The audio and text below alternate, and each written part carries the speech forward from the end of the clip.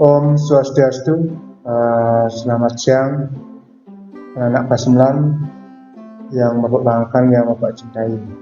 Semoga anak sekarang dalam keadaan sehat walafiat dalam lindungan ide Sang Yang Widi Wasi.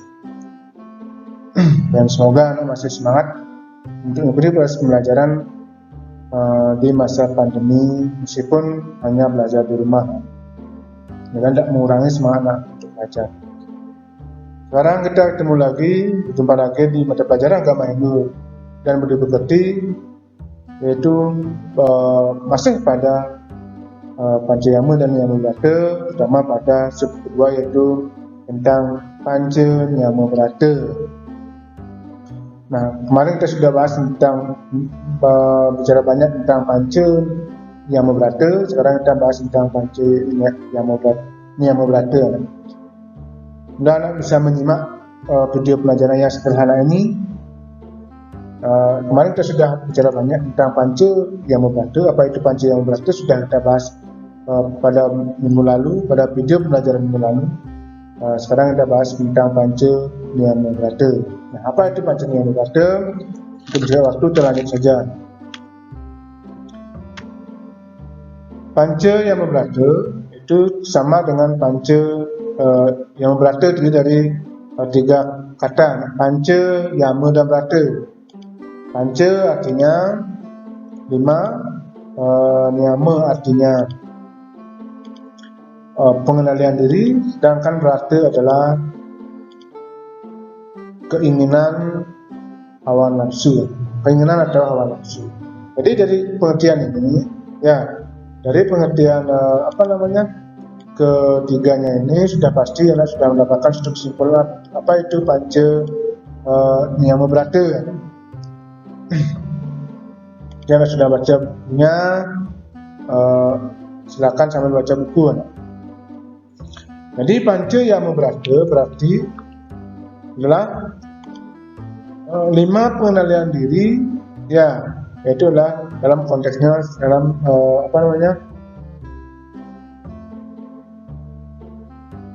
mendiri di tingkat rohani, yaitu pengendalian diri di tingkat rohani. Kalau kemarin Nyamubrata tingkat pengendalian diri tingkat jasmani, sekarang rohani dalam diri kita, mengendalikan diri dalam diri kita, dalam diri, rohani. Sekarang bagian-bagian Panca Nyamubrata. Apa itu bagian Panca Nyamubrata? Apa saja? Nah, sekarang mungkin anda sudah membawa buku. Silakan anak sana sambil baca. Yang sudah beli LKS silakan baca LKS-nya. Yang tidak beli LKS, silakan anak baca buku yang dibagikan di sekolah. Mungkin itu bisa membantu, meskipun mungkin hanya sebatas paket. Jadi mungkin juga anak bisa cari di internet. Yang pertama adalah akroda. Jadi bagian Panca Nyamubrata yang pertama adalah akroda. Akroda itu akar katanya A dan kroda. A itu tidak. Sekali lagi, A itu tidak. Kroda itu marah. Dia marah. Namanya marah, anak tahu. Orang tuanya marah gimana? Bapaknya marah gimana? Kakaknya marah gimana? Karena sudah tahu itu Dia orang marah, orang yang mengeluarkan seluruh energinya dengan suara keras mungkin. Dengan muka merah, mata merah, dan sebagainya, itu marahan. Nah, sekarang di sini kita diajarkan dalam akroda tidak marah. Bagaimana anak mampu mengendalikan diri untuk tidak marah. Bagaimana tidak marah? Berusaha melawan, karena efek dampak dari marah itu sangat fatal sekali bagi diri sendiri maupun orang lain. Akroda tidak marah atau mengekang sifat marah, menahan sedini mungkin, sebisa mungkin rasa marah anak itu sendiri. Karena marah itu sangat berpengaruh untuk kesehatan baik jasmani maupun rohani. Nah, ini dalam Sarlipu dijelaskan 6 musuh dalam diri manusia yang harus dikendalikan, salah satunya adalah marah. Ya, marah salah satunya. Harus kendalikan. Karena itu dampaknya buruk sekali. Ini akan mempengaruhi baik kesehatan baik jasmani maupun kesehatan rohani. Jasmaninya mungkin kalian akan cepat terserang sama penyakit stroke, darah tinggi, apalagi banyak.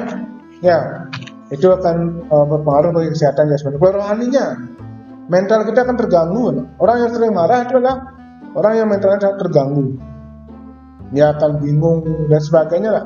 Nah, itu dari tingkat rohaninya. Maka itu sebisa mungkin kalian mengendalikan marah.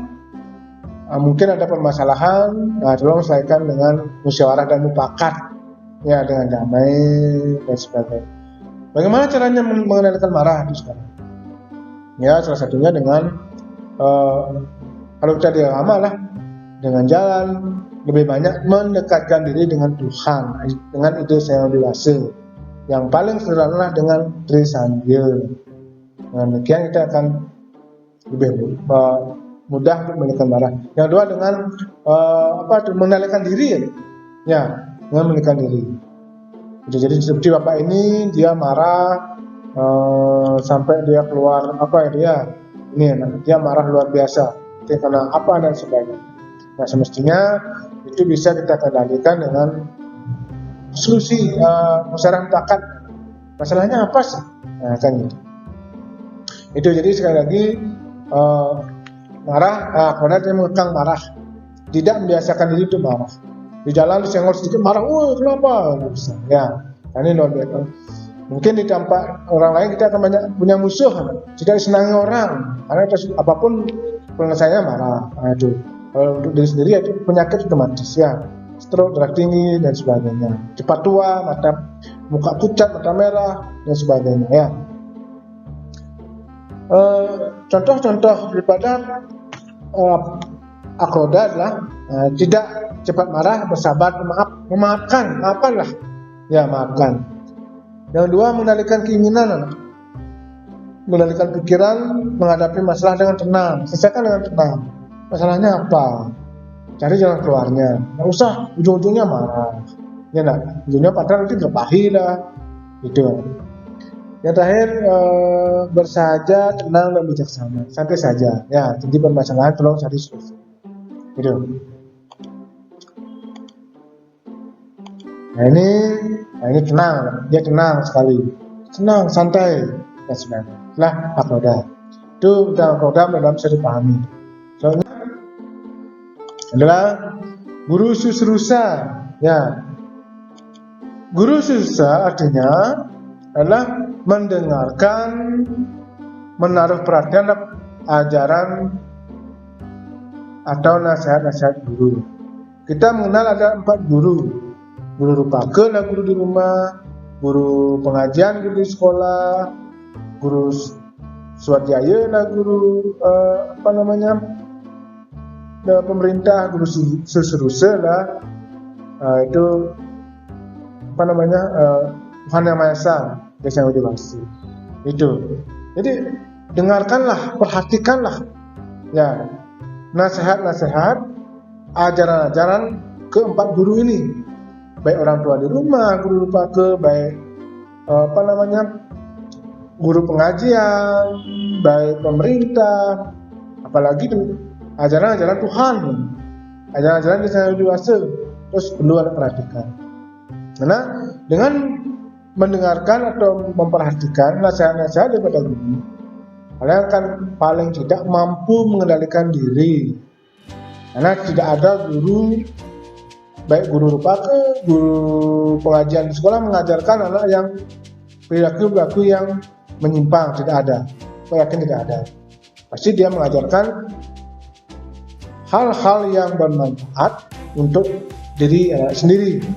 Ya, nah, tujuannya supaya kita kedepannya menjadi orang sukses, mampu membedakan diri mana yang baik, mana yang buruk. Ya, kelak menjadi orang yang berguna baik bagi diri sendiri, bagi keluarga, bagi bangsa dan negara, maupun bagi masyarakat. Itu. Jadi perhatikanlah. Ya, sekali lagi tidak ada mengajarkan guru mengajarkan hal yang negatif. sama aja orang tua di rumah atau guru pakai. Kalian disuruh apa, dinasehati, mungkin kalian salah nasihati, dengarkanlah. Karena orang tua atau guru itu sudah mengalami duluan. Ya, makanya seorang guru memberikan nasihat kepada anak-anaknya atau guru kepada siswanya. Itu perhatikanlah. Nah, jadi maka itu tujuannya agar kita kedepannya menjadi orang yang baik, budiman, ya anak yang budi gunawan, ya anak yang saputra, anak yang bahasa saudara kita di Muslim saleh, ya kan gitu. Itu harapan kita seperti itu. Nah itu dengarkanlah ajaran-ajaran dan nasihat guru. Jangan memboyo, banyak anak memboyo, diajarkan tidur, bahkan memboyo dan sebagainya boleh.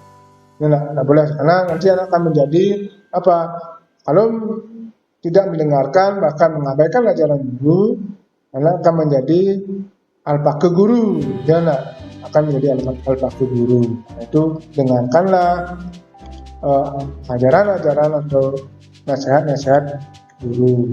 Itu harapan Bapak. Contohnya adalah berbakti pada orang tua. Ya, bagaimana caranya berbakti? Ya, mengikuti ajaran dan nasihatnya. Berbakti, karena seorang guru sekali lagi, apalagi orang tua, tidak mengajarkan yang negatif. Tidak boleh minum, ya jangan. Kenapa? Otomatis kayak ada dampaknya.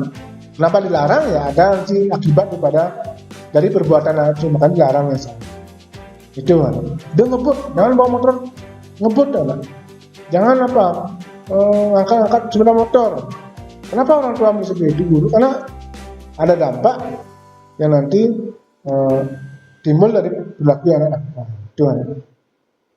Yang contohnya lagi, nasihat guru atau orang tua sekolah melaksanakan kegiatan yang positif, melaksanakan ajaran guru dengan penuh tanggung jawab, mematuhi dan tertib dan melaksanakan ajaran agama dalam kehidupan. Itu silakan baca di LKS-nya ini. Nah, ini harapannya seperti ini. Output-nya adalah outcome-nya adalah, nah, jadi ketika kalian pelajari mendengarkan nasihat guru ini, sukses, sarjana. Kalau sudah sarjana, jadi kerja gampang, kan gitu. Outcome-nya seperti itu, harapannya seperti itu, jadi kerja gampang. Kalau sudah dapat kerja, otomatis kalian bisa cari duit dan sebagainya. Nah, itu harapan. Ya, itu tentang guru susu.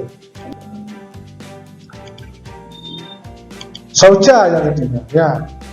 Saucha artinya, ya saucha itu berasal dari bahasa Sanskerta, yakni dari urat kata sut yang artinya bersih, murni atau suci. Jadi saucha berarti kebersihan, kemurnian atau kesucian lahir dan batin. Nah, jadi kebersihan atau kemurnian atau kesucian lahir dan batin. Ada dua kata di sini, ada kebersihan lahir, ini Pak bercanda, dan batin. Nah, kalau lahir itu adalah bentuk yang nyata, ya nah.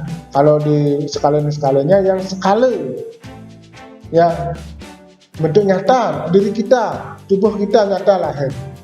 Kalau batinlah jiwa atau rohani. Ya, sekarang bagaimana membersihkan atau menyucikan lahir dan batin? Lahir adalah dengan menyucikan dengan air, mungkin mandi setiap hari. Bersihkan yang nyata tuh, mungkin gosok gigi, cuci muka, ya itu mungkin mandi dan keramas dan sebagainya. Yang batinlah jiwa, gimana membersihkan jiwa? Nah inilah dengan cara salah satunya tadi mendengarkan ajaran guru, tidak marah, yang biasakan diri marah. Itu apalagi dengan mempelajari ajaran agama. Kalau kita di Hindu ya pelajari ajaran agama Hindu.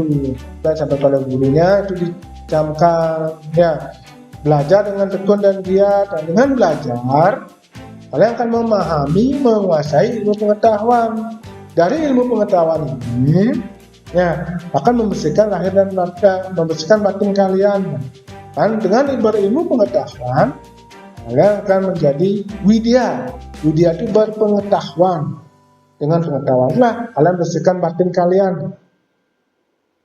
Ya nak, tidak berbicara kasar, tidak sombong, tidak angkuh, ya, tidak suka korupsi, mengendalikan keinginan atau nafsu, ya, seperti di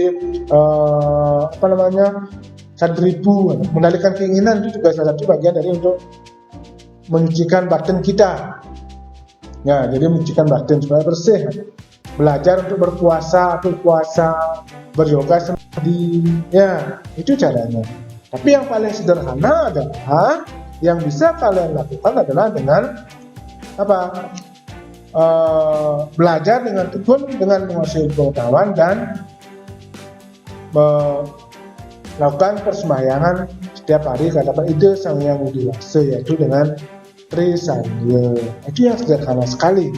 Kalau sudah anak lakukan itu, Pak yakin itu paling sederhana. Kalau yoga samadhi dan puasa itu kan tingkatannya sudah tinggi. Nah, tapi paling sederhana adalah mensucikan batin kita dengan sembahyang setiap hari dan mempelajari ilmu pengetahuan.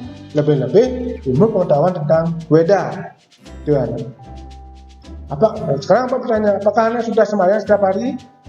Nah, mungkin ya jarang. Apalagi yang yang laki-laki jarang sekali ya. Ya, jarang sekali Pak lihat. Kalau yang perempuan mungkin kebanyakan sudah. Baik itu, mulailah anak untuk belajar mendekatkan diri dengan Tuhan untuk membersihkan batin kita dengan jalan bersembahyang paling sederhana. Setiap hari Trisandya ke Merajan. Ya, itu salah satu cara. Ya, yang kedua adalah mungkin dengan ilmu pengetahuan. Kalau bisa ya puasa samadhi ya kita. Nah, bersihkan atau memurnikan sucian lahir dan batin. Itu. Nah, sekarang contohnya, nah ini kalau membersihkan lahir ini dengan mandi, jangan teratur. Kalian harus mandi. Masa sudah remaja tidak pernah mandi? Ya, pernah mandi. Malu dong, ya, tidak pernah mandi ya. Nah, rajin sembahyang sudah ada dirinya, itu paling sederhana sekali ya. Meskipun Tuhan tidak terlihat membimbing kita, tapi bisa rasakan seperti angin ya.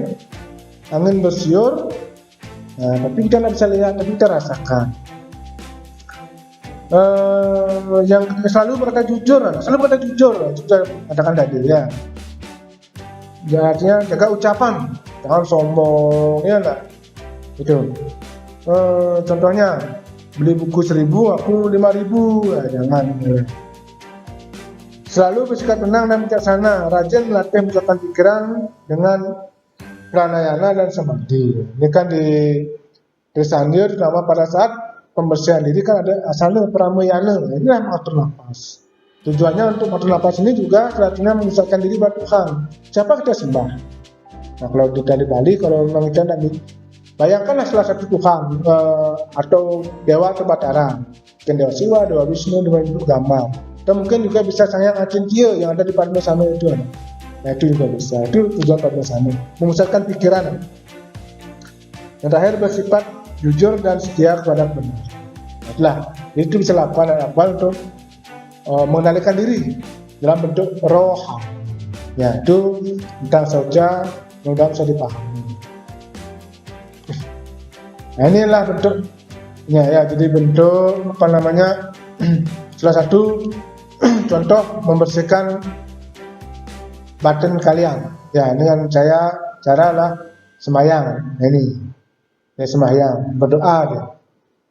Jadi berdoa kepada Tuhan. Itu. Mungkin di rumah kalian ya sendiri-sendiri ya Trisandya dan sebagainya.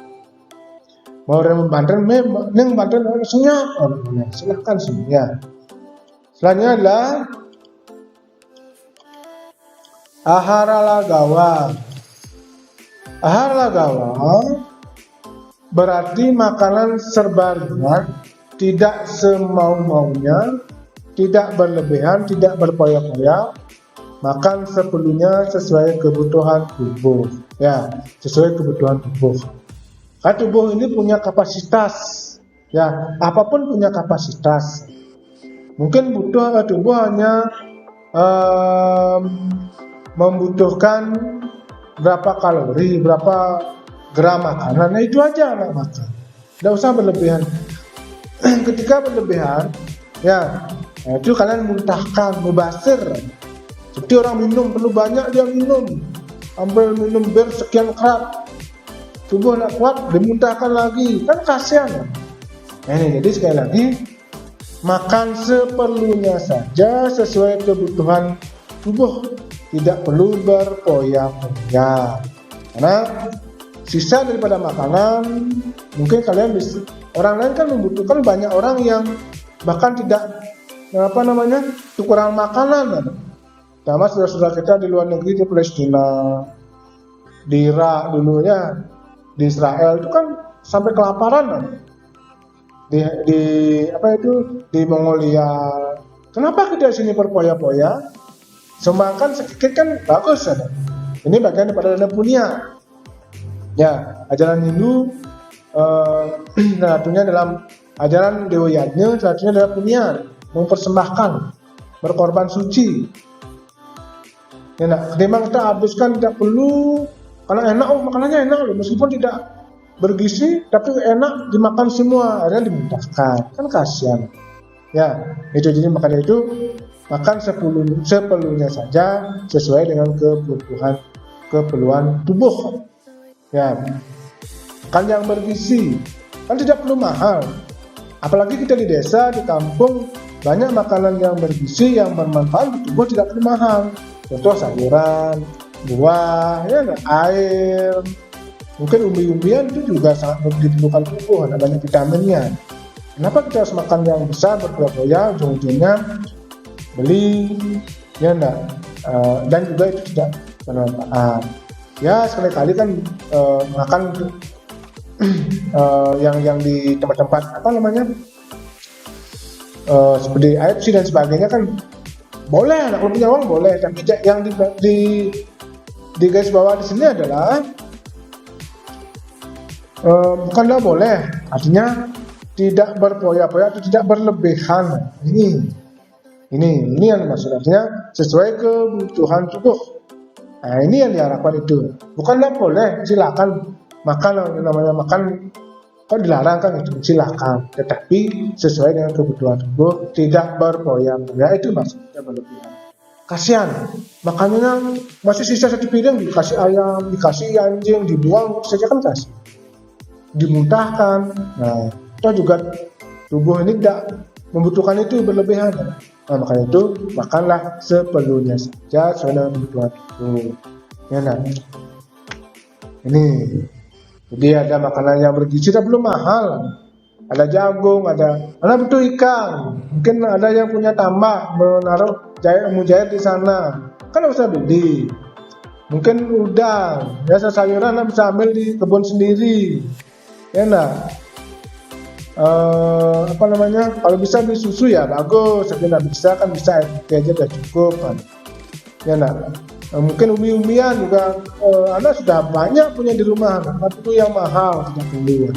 Itu lah, jadi makan seperlunya saja sesuai dengan kebutuhan keperluan tubuh. Nah, ya. Ini contohnya adalah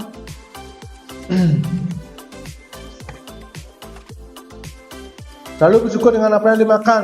Meskipun disuguhkan di rumah hanya ikan teri, ya, disuguhkan hanya tempe, ya nikmati saja. Nah, dia kan bergizi, berguna untuk tubuh. Memang tidak, kan lebih syukur, ya nah. Mungkin hanya babi guling, ya bersyukur saja lah. Ada babi guling, ya nah. Mungkin ada ayam panggang, ya bersyukur sekali, ya lagi-lagi bersyukur. Telur saja, ya bersyukur. Itulah perlu, karena bersyukur hari ini kita bisa makan. Dengan bersyukur kalian berdoa, Om Amarta Sanjiwani yang nama Swaha, ya. Semoga makanan ini bermanfaat.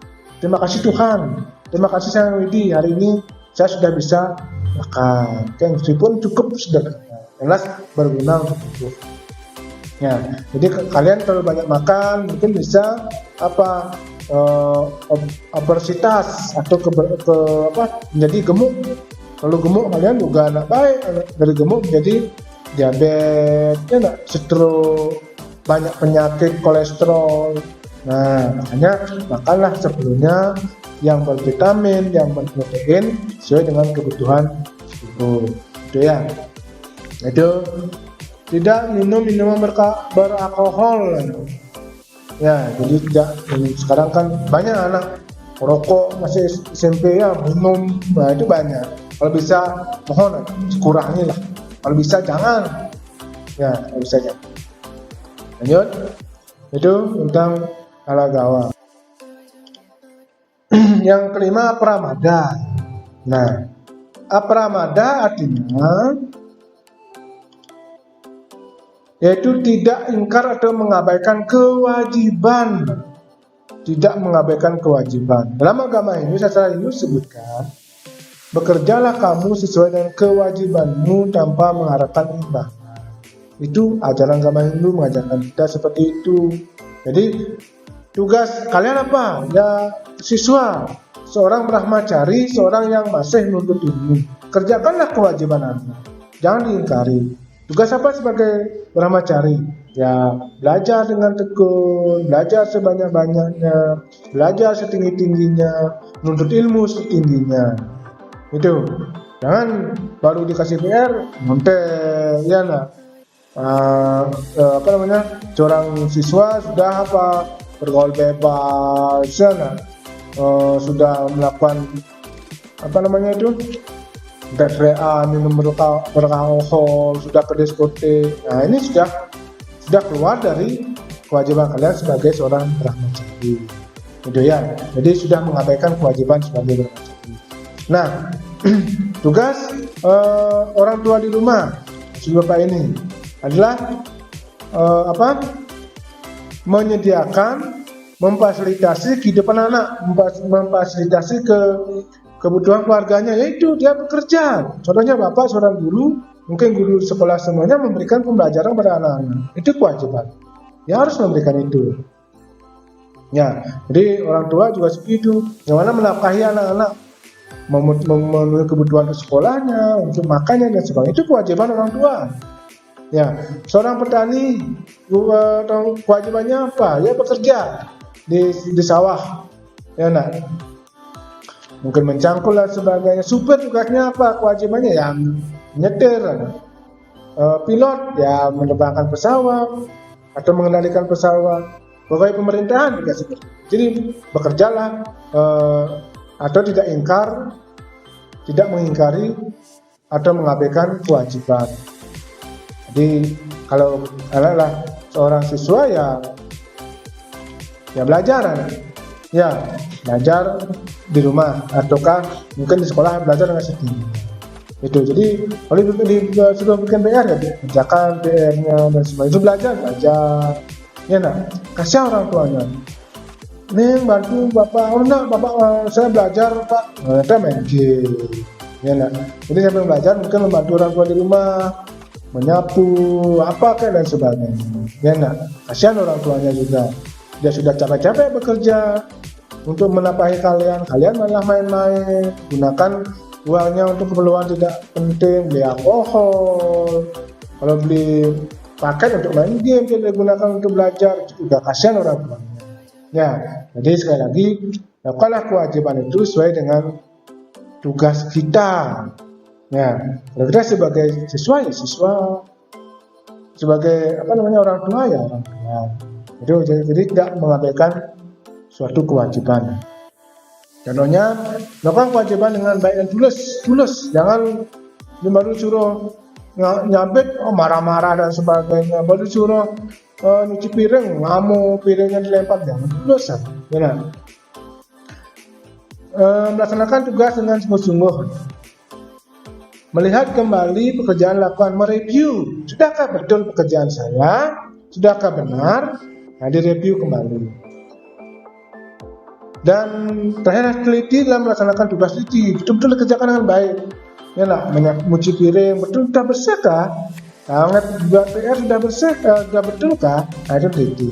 Nah itu tentang apramada, tidak ingkar atau mengabaikan suatu kewajiban. Terutama lebih-lebih kalian sebagai siswa. Jangan abaikan tugas kalian sebagai siswa, karena ini akan berpengaruh bagi kehidupan anak yang akan datang ya. Itu permasalahan. Selanjutnya adalah yang terakhir, tujuan daripada Pancayama dan Yamubrata. Tujuan utama atau tujuan daripada Pancayama dan Yamubrata yaitu untuk membina, mengembangkan sifat-sifat bakti pada itu yang dewasa melalui pengenalan diri, keinginan dan melakukan pantangan-pantangan menurut ajaran guru. Jadi melakukan membina, mengembangkan sifat-sifat bakti. Jadi dengan mengendalikan diri, dengan pelajari Pancayama dan Yamubrata, kalian akan mampu mengendalikan diri dengan melakukan pantangan-pantangan menurut ajaran agama ini. Pantangannya apa? Nanti sudah depan sudah. Ya sudah banyak menjelaskan. Jadi Pancayama Yamubrata, ya enggak? Itu kan sudah saya jelaskan di awal. Artinya tidak menyakiti, ya enggak? Jadi brahmacari dan menuntut ilmu, setia, jujur, ya, tidak terikat keduniawian, tidak mencuri, ya, tidak marah, ya, menghormati bakti terhadap guru, mendengarkan nasihat guru,